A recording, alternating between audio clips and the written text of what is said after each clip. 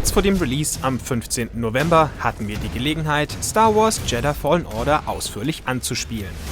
Gleich zu Beginn des Events erklärte Game Director Stig Asmussen, wie sein Team bei den Entwicklern von Respawn Entertainment versucht hat, die gewisse Star Wars Magie mit Fallen Order zu erzeugen. Die braucht es schließlich, um sich vollends in diesem Universum zu verlieren. Die Macher möchten nicht nur zeigen, was es bedeutet, ein Jedi zu sein, sondern vor allem, wie es ist, ein Jedi zu werden.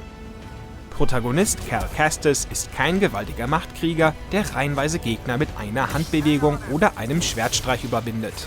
Stattdessen soll sich der Spieler zusammen mit dem Protagonisten auf eine Reise begeben, auf der sie zusammen die Geheimnisse der Macht ergründen. Respawn verspricht uns aber, dass die Machtfantasien, die mit der Kontrolle eines Jedis einhergehen, in Fallen Order dennoch nicht zu kurz kommen werden.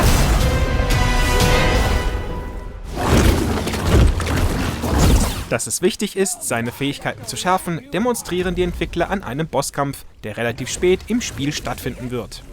Hier bekommt es Cal mit der sogenannten 9. Schwester zu tun, eine der Inquisitoren, die im Auftrag des Imperiums Jagd auf alle überlebenden Jedi machen. Die Kämpferin vom stämmig gebauten Volk der Dovotyn war ursprünglich ein Mitglied des Jedi-Ordens.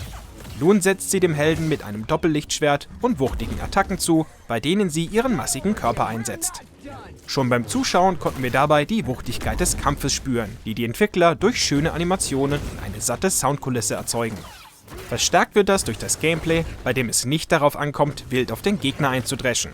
Stattdessen heißt es, die Bewegungsabläufe zu studieren und zu erkennen, wann der beste Moment zum Angriff gekommen ist. Gleichzeitig gilt es, Schaden zu vermeiden, indem im richtigen Moment ausgewichen, geblockt oder pariert wird. Hier erinnert Star Wars Jedi Fallen Order schon sehr stark an Dark Souls und hat mit der rasanten Action eines The Force Unleashed nur noch wenig zu tun. Star Wars Jedi Fallen Order spielt einige Zeit nach den Ereignissen von Episode 3. Der ehemalige Jedi-Padawan Cal Kestis hat die Order 66 von Imperator Palpatine überlebt und versteckt sich auf dem Schrottplaneten Bracca, wo er als Abwracker für alte Kriegsschiffe der Klonkriege arbeitet.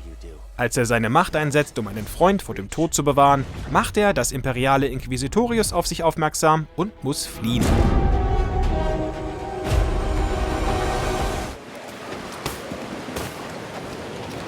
Unsere Anspielsession beginnt am Anfang des 2. Kapitels. Nach ihrer letzten Mission verfolgen Cal und seine Freunde Ziele auf 2 verschiedenen Planeten. Wir müssen uns daher entscheiden, fliegen wir nach Zeffo, der Heimatwelt einer gleichnamigen, untergegangenen antiken Zivilisation, oder nach Dathomir, der legendären Heimat der mysteriösen Nachtschwestern. Wohin die Reise geht, liegt in der Hand des Spielers. Das Spiel gibt uns keinen festen Reiseplan vor und hält uns auch nicht permanent das nächste Ziel per Pfeil oder sonstiger Markierung vor die Nase. Wo wir jetzt genau hin müssen, ist nicht wirklich klar. Aber genau daraus soll sich auch der Reiz entwickeln. Der Spieler wird animiert, die Umgebung zu erkunden. Dabei stoßen wir auch immer wieder auf derzeit noch verschlossene Wege, wodurch wir zwangsläufig in die richtige Richtung gelenkt werden. Das Spiel belohnt uns aber auch für gründliches Erkunden. So finden wir nicht nur Kisten mit kosmetischen Gegenständen, Cal kann zudem an speziellen Stellen ein Machtecho von vergangenen Ereignissen aufspüren. So erfahren wir ein paar Hintergründe zu Land, Leuten und vergangenen Ereignissen. In den einzelnen Gebieten sind auch immer wieder besonders gut versteckte Geheimnisse zu finden. So stolpern wir schon nach kurzer Zeit in einen komplett finsteren Höhleneingang, in dem selbst das Licht unseres Droiden BD-1 kaum hilft. Wir zücken also unser Lichtschwert und nutzen es als Leuchtstab. Dieser kleine Ausflug lohnt sich jedoch, denn am Ende der Höhle finden wir eine Kiste mit neuen Heilpacks und einem Upgrade für die Tragekapazität der lebensrettenden Stims. Wir schlendern aber natürlich nicht völlig unbehelligt durch die Spielwelt. In den ersten Bereichen bekommen wir es vor allem mit einigen kleineren Tieren und Sturmtruppen zu tun. Von Anfang an wird dabei schnell deutlich, dass simples Button-Mashing kaum zum Erfolg führt. Einfachen Sturm- und Scout-Troopern kommen wir noch mit dem gezielten Einsatz der Blockentaste bei, um auf diese Weise ihre Blasterschüsse abzulenken bzw. Nahkampfangriffe zu kontern. Aber schon kleine, rattenähnliche Kreaturen beißen sich an uns fest und nehmen uns in die Zange, wenn wir nicht sinnvoll ausweichen und mit gezielten Schlägen kontern. Das versetzt uns zwar noch nicht zwingend in Gefahr, kann aber bei unachtsamer Spielweise durchaus einige Lebenspunkte kosten. Das ist von besonderer Bedeutung, denn in Fallen Order gibt es keine Lebensregeneration, auch nicht nach dem Kampf. Geheilt wird ausschließlich über Stimpaks, die sich Cal von BD1 reichen lassen kann. Deren Vorrat ist aber endlich und sollte entsprechend überlegt eingesetzt werden. Zusätzlich gibt es in der Spielwelt verteilte Meditationspunkte. Hier können wir eine Rast einlegen, was unseren Helden vollständig heilt, den Stim-Vorrat wieder auffüllt, aber auch alle Gegner respawnen lässt. Zudem wird während der Meditation gespeichert und wir dürfen unsere verdienten Skillpunkte in Talentbäumen verteilen. Im Verlauf unserer Erkundung werden die Gegner auch Stück für Stück stärker. So tauchen Sturmtruppen in einer Commander-Variante auf, die schon nicht mehr so leicht mit einer gezielten Bewegung ausgeschaltet werden können. Dazu kommen Soldaten mit schweren Blastern oder Raketenwerfern, die jeweils neue Herangehensweisen erfordern. Allgemein hat uns bereits in diesem kurzen Spielabschnitt die erfreuliche Vielfalt an verschiedenen Gegnertypen sehr gut gefallen. Neben der örtlichen Tierwelt und den Schergen des Imperiums ist die Umgebung meist ein weiterer Gegner, den es zu überwinden gilt.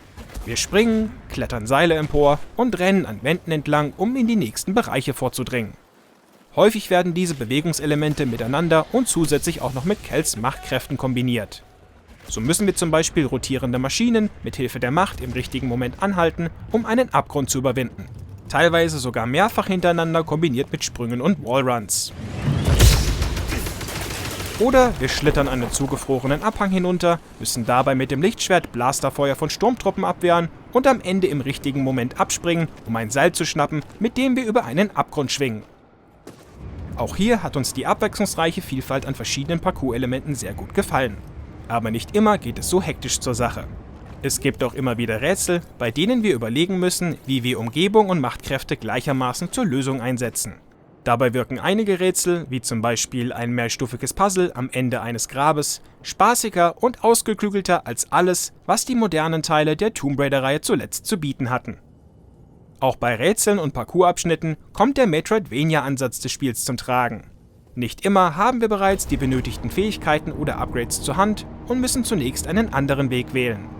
Gespannt sind wir, wie das Spiel im fortgeschrittenen Spielverlauf dazu animiert, an die bereits besuchten Orte zurückzukehren.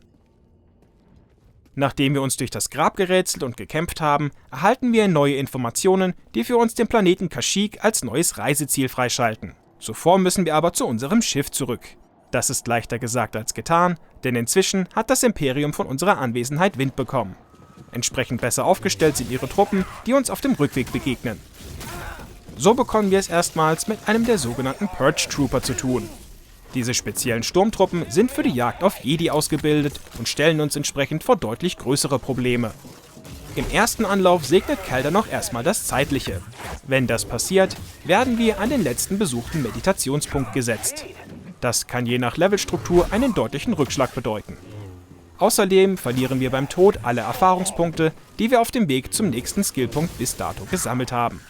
Die können wir uns aber zurückholen, indem wir dem Gegner Schaden zufügen, der für unser Ableben verantwortlich ist. Im zweiten Anlauf besiegen wir dann den Purge Trooper, auch wenn wir vermutlich noch nicht die beste Herangehensweise für den Gegnertyp ausgetüftelt haben.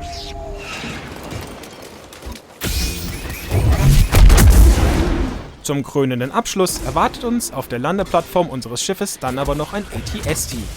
Der verfügt gleich über mehrere mächtige Attacken wie Blasterfeuer, Stungranaten und Raketenwerfer.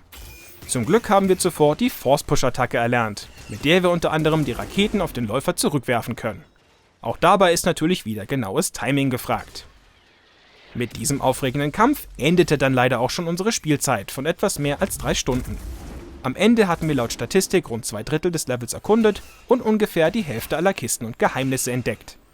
Einiges haben wir sicher übersehen, aber für manche Wege und Verstecke müssen wir später wiederkommen, wenn wir die entsprechenden Möglichkeiten haben.